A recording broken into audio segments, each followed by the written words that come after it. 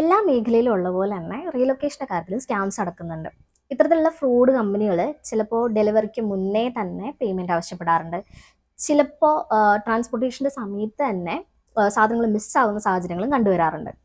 അതുമല്ലെങ്കിൽ പറഞ്ഞ സമയത്ത് ഡെലിവറി ചെയ്യാതിരിക്കുക, മറ്റ് ചിലപ്പോൾ ഡാമേജ് ആയ സാധനങ്ങൾക്ക് പേയ്മെൻറ്റ് ചെയ്താലും ഇൻഷുറൻസ് നൽകാതിരിക്കുക, ഇങ്ങനെ പല രീതികളിലും കസ്റ്റമേഴ്സിനെ ചീറ്റ് ചെയ്യുന്ന കമ്പനീസ് നിലവിലുണ്ട്. ഇത്തരത്തിലുള്ള ഫ്രോഡ് കമ്പനീസിനെ എങ്ങനെ തിരിച്ചറിയാം എന്നുള്ളതാണ് ഇന്നത്തെ വീഡിയോയിൽ സംസാരിക്കാൻ പോകുന്നത്. അപ്പോൾ എന്തൊക്കെയാണ് കാര്യങ്ങളെന്ന് നോക്കാം. നിങ്ങൾ റീലൊക്കേഷന് വേണ്ടിയിട്ട് ഒരു കമ്പനിയെ ചൂസ് ചെയ്യുമ്പോൾ ഉറപ്പായിട്ടും അവർക്ക് എല്ലാവിധ ലീഗൽ ഡോക്യുമെൻറ്റ്സും ഉണ്ടെന്ന് ഉറപ്പ് വരുത്തിയിട്ടുണ്ടാവണം. For example GST registration certificate, company incorporation certificate, പിന്നെ PAN card of the company, ഇങ്ങനെയുള്ള എല്ലാ സർട്ടിഫിക്കറ്റ്സും അവർക്കുണ്ടെന്ന് ആദ്യം തന്നെ കൺഫേം ചെയ്തിട്ടുണ്ടാവണം.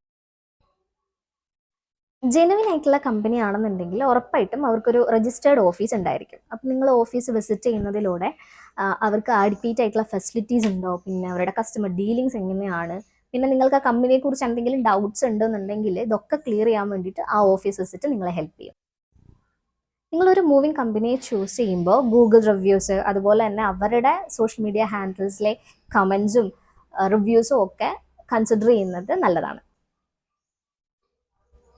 നിങ്ങൾ ചൂസ് ചെയ്തിട്ടുള്ള പാക്കേഴ്സ് ആൻഡ് മൂവേഴ്സ് കമ്പനിയായിട്ട് ഡീൽ ഉറപ്പിക്കുന്നതിന് മുൻപേ അവരുടെ അടുത്തുനിന്ന് ഒരു ഓപ്പൺ ഇൻവോയ്സ് ചോദിക്കുന്നത് നല്ലതാണ്. കാരണം നിങ്ങൾ അറിയാതെ എന്തെങ്കിലും അഡീഷണൽ ചാർജസ് ആഡ് ഓൺ ചെയ്തിട്ടുണ്ടോ എന്നുള്ളത് മനസ്സിലാക്കാൻ വേണ്ടിയിട്ട് ഇത് ഹെൽപ്പ് ചെയ്യും. ജെനുവിൻ ആയിട്ടുള്ള മൂവിങ് കമ്പനീസ് ഒരിക്കലും ലോ കോസ്റ്റിൽ സർവീസ് ഓഫർ ചെയ്യില്ല. ഇനി അഥവാ അങ്ങനെ ലോ കോസ്റ്റിൽ സർവീസ് ചെയ്തു തരാമെന്ന് നിങ്ങൾക്ക് ഓഫർ ചെയ്യുന്ന ആളുകൾ അല്ലെങ്കിൽ കമ്പനീസ് ഉണ്ടെങ്കിൽ അത് ഇന്നസെൻ്റ് ആയിട്ടുള്ള കസ്റ്റമേഴ്സിനെ ടാർഗറ്റ് ചെയ്തിട്ടുള്ള ഒരു ബിഗ് ട്രാപ്പാണ്. പലപ്പോഴും ഓൺലൈൻ റിവ്യൂസ് ഒക്കെ ഫേക്ക് ആവാറുണ്ട്. അപ്പം നിങ്ങൾക്ക് നിങ്ങളുടെ ഫാമിലിയുടെയോ അല്ലെങ്കിൽ ഫ്രണ്ട്സ്, റിലേറ്റീവ്സ് ഇവരുടെ ഒക്കെ ഒപ്പീനിയൻ എടുക്കാം. അതും അല്ലെങ്കിൽ ഈ സർവീസ് ചൂസ് ചെയ്തിട്ടുള്ള ആളുകളുടെ എക്സ്പീരിയൻസ് ചോദിച്ചറിയുന്നത് നല്ലത് തന്നെയാണ്.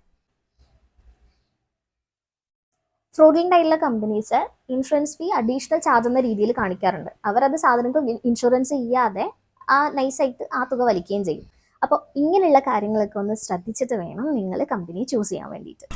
ഇതൊക്കെ ശ്രദ്ധിക്കണ്ടേ? ശ്രദ്ധിക്കുന്നുണ്ടോ?